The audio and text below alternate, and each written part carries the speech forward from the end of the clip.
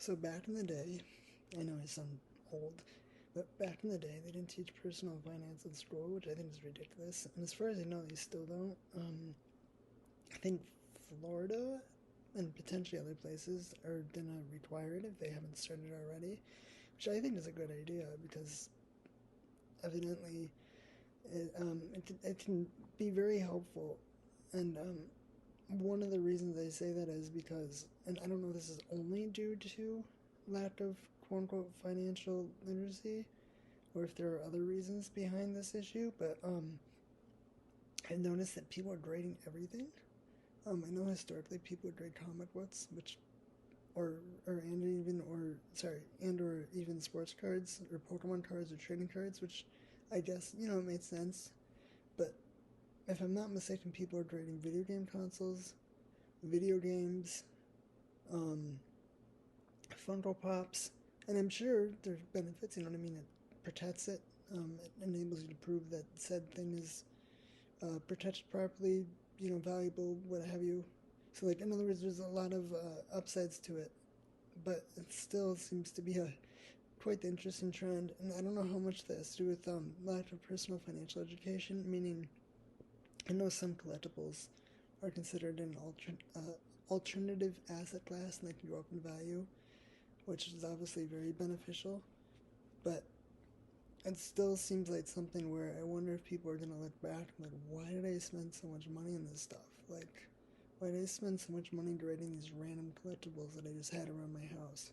And I could be wrong, and I'm sure there are people that are genuinely interested, but it also seems like some people are just buying into the, quote unquote hype, and it makes me wonder too if there's a potential bubble. Maybe there is, maybe there isn't.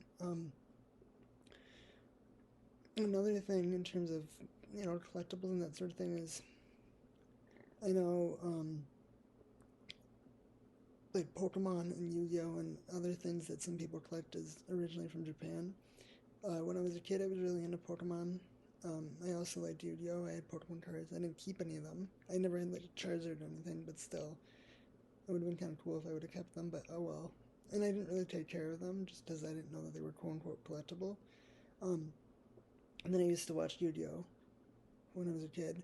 But my favorite season of Yu-Gi-Oh is Battle City. But also in terms of Japan, I've spent a lot of time exploring Japan on Google Earth, so I've never actually been to Japan in person, but even on Google Earth, it feels like you're in a different world, like in a really cool way. Whereas, I mean, as far as some other parts of the world, it just kind of feels the same nowadays, because everyone has the same, YouTube and so forth.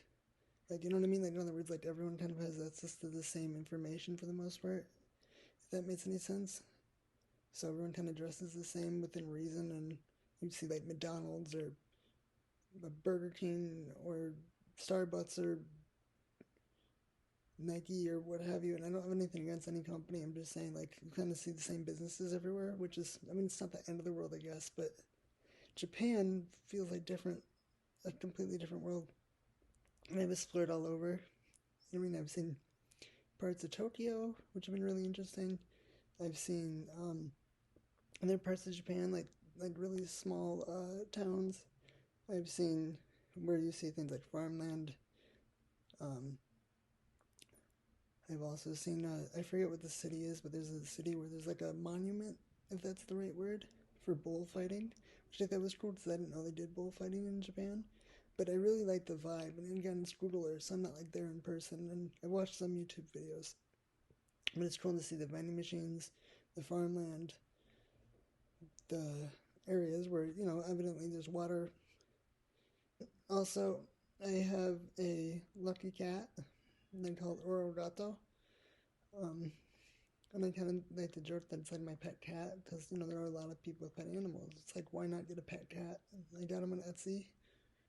I guess my point is it's interesting to see the diverse range of things.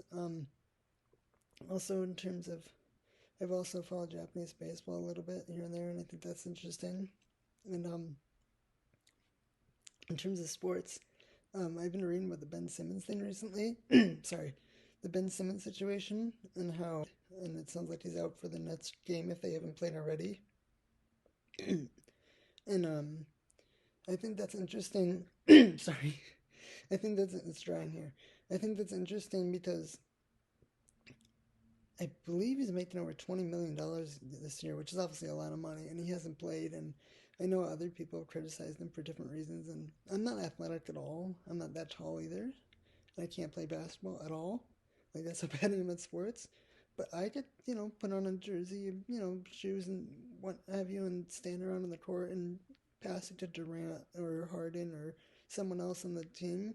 So it's like, can I get a minimum, league minimum? I don't know what it is, but I'm sure it's a decent amount of money to play, even if it's like 5-10 minutes. Like, could I get a 10-day contract? Like, I mean, I know the season's like almost over if it's not over already, but still, like, I mean, you could call me Samuel Simmons. That flows, right? Samuel Simmons. So forth. So I guess it's somewhat related, right?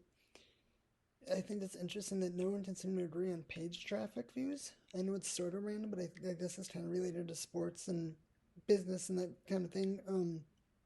Meaning, many people, including myself, well, I don't really blog. I've done blogging on and off, but many people have blogged or written stuff online over the years, and are still do. But from what I've read, no one can seem to agree on how to track the actual traffic for these different websites.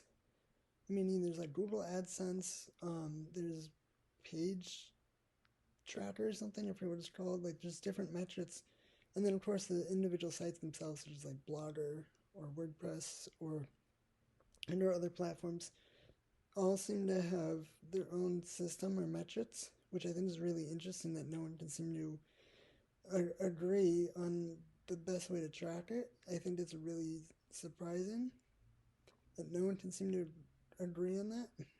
And I think it's kind of weird that no one can seem to agree on the best way to track internet. I mean, views. I mean, obviously, there are some websites that are more popular than others, and evidently, there are people making money. Maybe not everyone, but there are people making money from blogging. So I find it very surprising that no one can seem to agree on the best way to track stuff. In terms of Japan, also, I have a lucky cat, they called Orogato. And I kind of like to joke that it's like my pet cat, because, there are a lot of people with pet animals. It's like, why not get a pet cat? I got him on Etsy.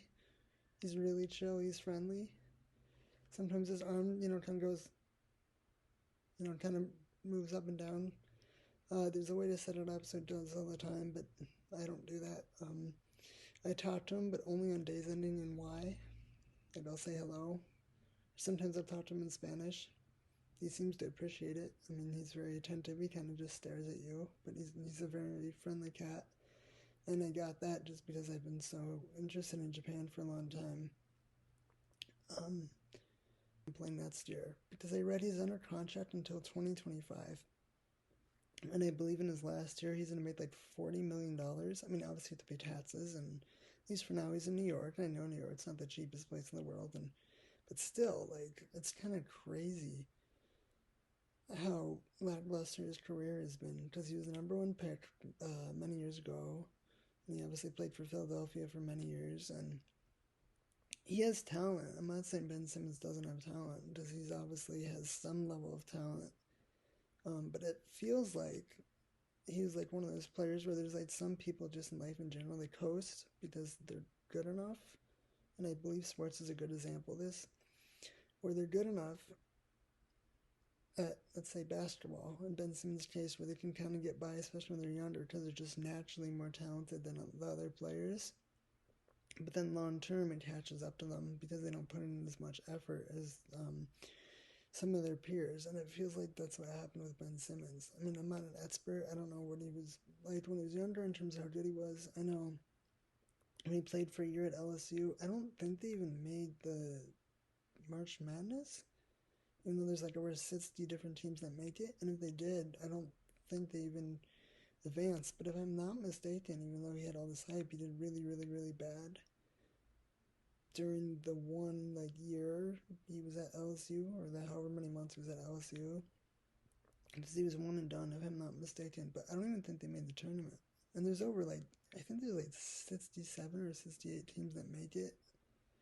I don't know if it's always been the case, if there were more back then or less.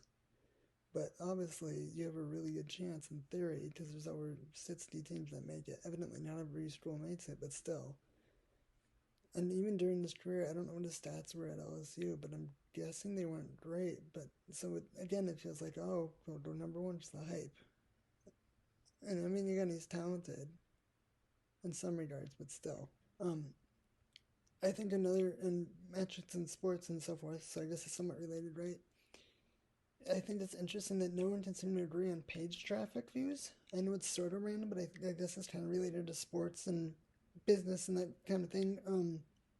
Meaning, many people, including myself, well, I don't really blog, I've done blogging on and off, but many people have blogged or, written stuff online over the years, and are still do. But from what I've read, no one can seem to agree on how to track the actual traffic for these different websites. Meaning there's like Google AdSense, there's page tracker or something, I forget what it's called, like just different metrics. And then of course the individual sites themselves, such as like Blogger or WordPress or and or other platforms, all seem to have their own system or metrics, which I think is really interesting that no one can seem to agree on the best way to track it. I think it's really surprising that no one can seem to agree on that. And I think it's kind of weird that no one can seem to agree on the best way to track internet. Views.